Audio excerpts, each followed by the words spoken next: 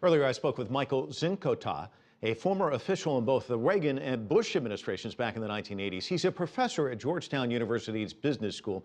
I began by asking him about the goal of President Obama's expected visit to Japan this spring.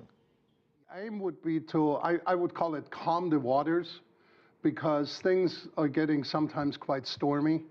And if we think about it, the net benefit of the conflict is really not there. No matter what outcome, it's a lose-lose proposition. So we're working so hard on carving out these minor tenths of a percent to do somewhat better. And then we run the risk of driving the cart into mud and having it stuck. And hopefully that's what the visit by the president will help avoid. Well, let me just talk a little bit about the tensions and then the foreign minister's comments with regards to these tensions. We know that South Korea has tensions with Japan over territorial disputes. We also know that the South Koreans are upset about the visit to the Yasukuni shrine by Prime Minister Shinzo Abe. But we also know that those are the same kind of grievances that China has. And yet I want to talk about tone, because after the meeting he said about South Korea, we're going to make tenacious efforts for a cooperative relationship with South Korea. Then when it turns to China, and again, as I said, we've kind of laid out the grievances, he said Washington and Tokyo will have calmness and resolve to China's aggressiveness. The tone, entirely different.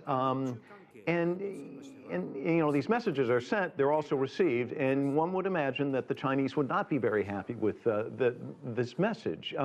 What about that tone and striking the correct balance? I think China knows that it is the Middle Kingdom, it is the key player, shall we say, in the area. Let me ask you about this visit to the shrine. How did that damage U.S.-Japanese relations? Because obviously the United States is probably not very happy that he made that journey. It isn't happy, but as we know, Prime Minister Abe has said that he sees this as consolidating the disgust against war and consolidating the respect for the dead.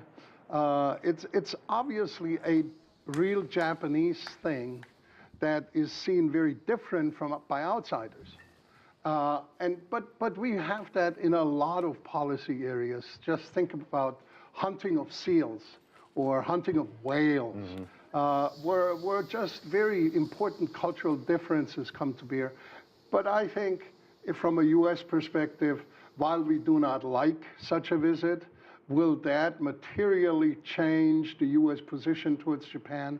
I don't think so. Are there any sticking points between this 12-nation TPP trade agreement? Can you talk a little bit about that?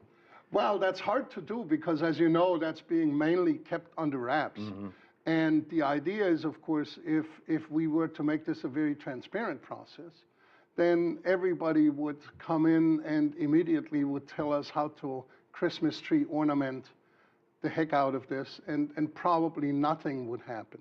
And if we want to have a TPP just as we want a transatlantic agreement, we have to let the process work internally. And we only see sort of the little peaks where individuals say we've got to have this or we cannot have that. But the truth is, of course, we've agreed, we meaning all the parties, have agreed that everything's on the table.